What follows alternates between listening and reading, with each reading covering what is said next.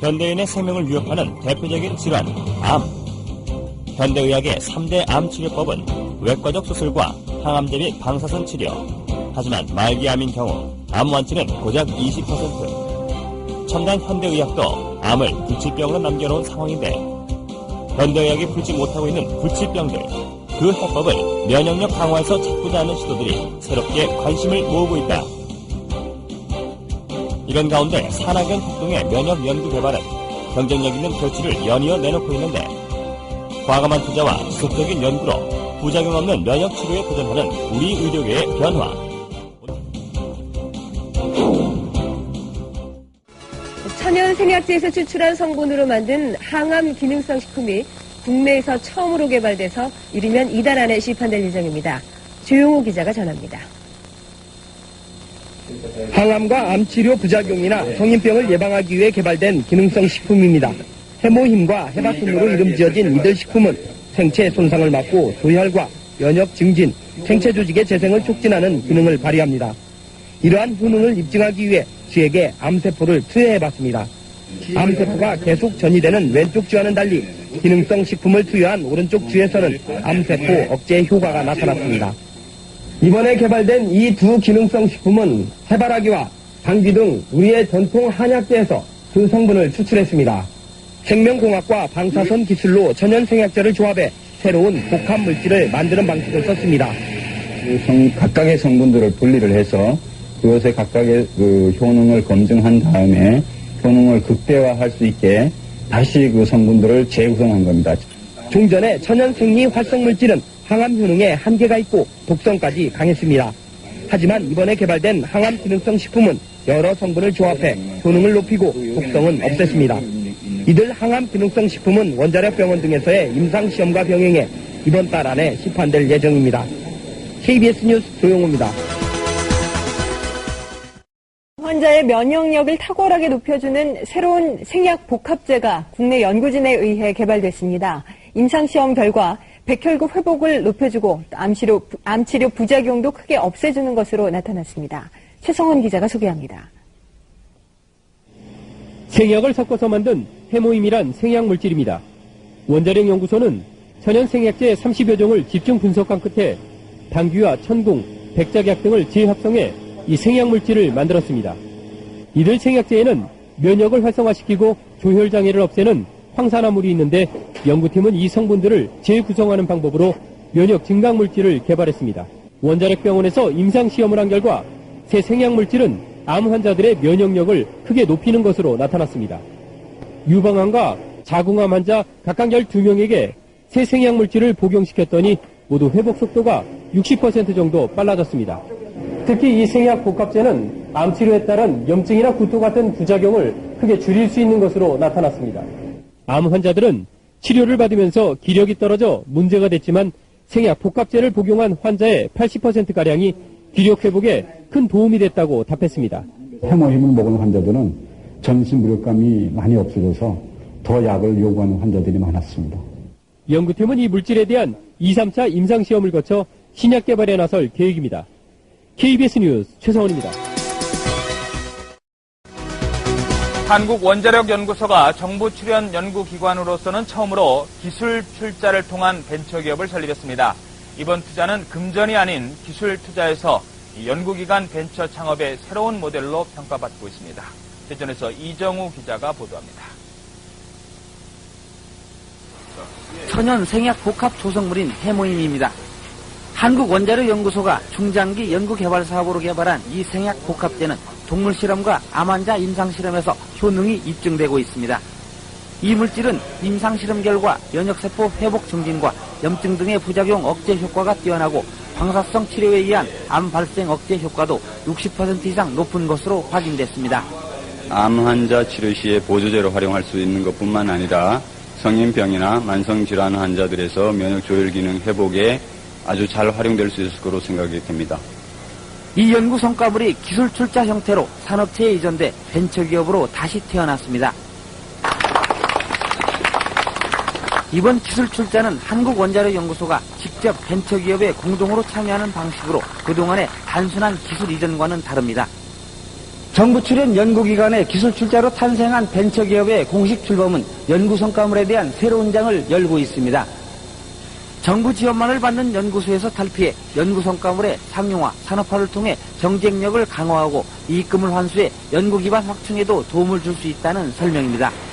연구자들이 더 용기를 가지고 더 좋은 연구 성과 내고 성과가 나오는 대로 민간에 이렇게 기술을 넘겨줘서 민간이 또 새로운 기업을 자꾸 창출하는 그런 아마 좋은 전기를 마련했다고 이렇게 봅니다. 기술투자 벤처기업은 금전 등 실물 자산이 아닌 특허와 실용신안 등 기술 투자로 이루어지기 때문에 연구기관 벤처 창업의 새로운 모델로 평가받고 있습니다. YTN 이정우입니다. 우리나라의 원자력 첨단 기술이 상업화로 연결돼 해외에서 인정받은 사례를 황준 기자가 취재했습니다. 한약재가 농축된 화장품입니다. 평범해 보이지만 한약재를 우려낼 때 발생하는 어두운 색깔을 방사선을 쏘여서 없애는 첨단 기법이 사용됐습니다. 한국원자력연구원이 개발한 특허 기술로 한방 성분에 열광하는 미국과 일본에서도 인기를 얻고 있습니다. 지난해 매출액은 372억 원. 원자력연구원의 기술과 한국콜마의 자본, 또 해당 기업 생산의 3단계 분업이 유기적으로 진행된 사례입니다. 고객이 요구하는 기술을 저희들이 원자력연구소에 의뢰를 하면 원자력연구소에서는 그걸 참고로 해가지고 좋은 기술들을 개발해 저희들에게 주는 이런. 이와 같이 공공연구기관이 보유한 기술을 사업화하는 회사를 연구소 기업이라고 합니다. 이 제도는 연구기관의 탁월한 기술이 왜 창업으로 연결되지 않느냐는 물음에서 출발한 대덕특구만의 특수한 제도입니다.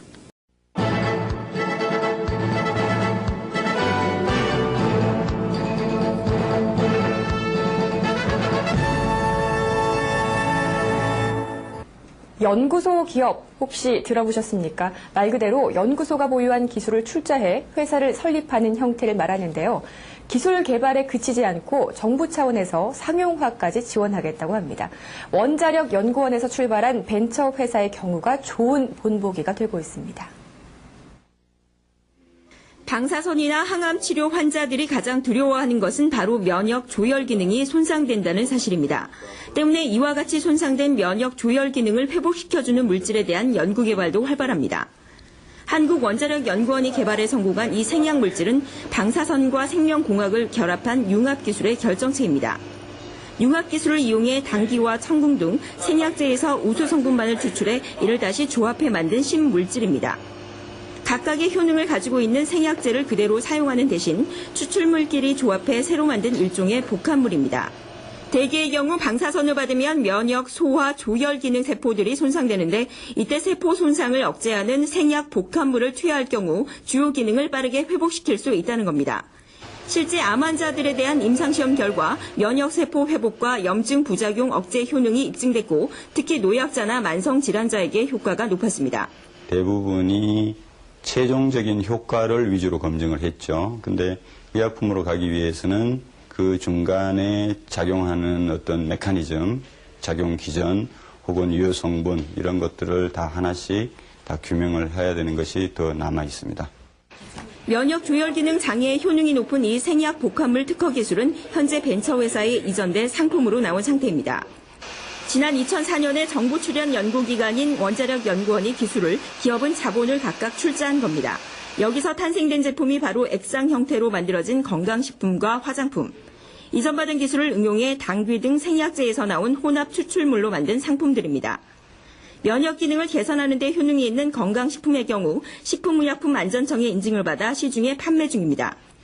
특히 건강에 대한 관심이 급증하면서 경기 침체 속에서도 매출은 꾸준히 상승하고 있습니다.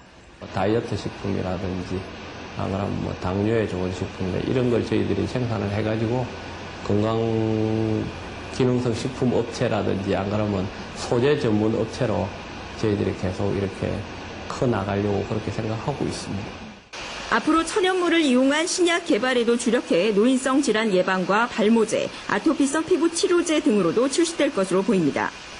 현재 기능성 식품에 대한 국내 시장 규모는 1조 2천억 원, 또 세계 시장은 130조 원으로 추산되고 있어 이번 제품 개발로 인한 국내외 파급 효과는 더욱 커질 것으로 전망됩니다.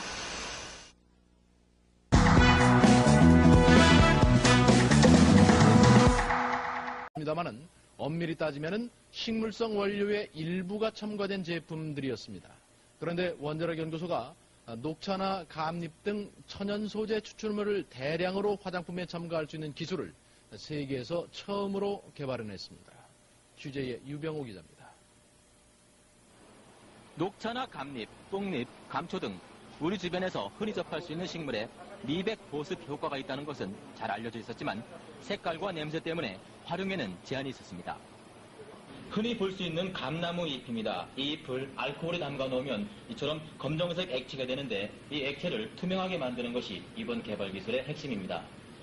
원자력 연구소 방사선 식품연구팀은 이 액체에 코발트 60에서 나오는 감마선을 쏘여서 원래 성분은 그대로 두고 색깔과 냄새 그리고 잔류농약 등 불필요한 성분을 사라지게 하는데 성공했습니다.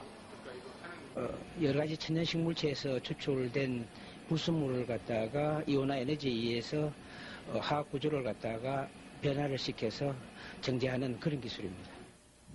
이에 따라 연구소는 화장품 전문 제조회사인 주식회사 한국콜마와 시제품을 개발했습니다. 한국콜마는 이렇게 만들어진 천연 화합물을 5에서 30나노미터 크기로 다중 캡슐화하는 기술을 적용해 생리 활성과 흡수 효과를 높였습니다. 피부과 의원에서 몇 달간의 임상 실험 결과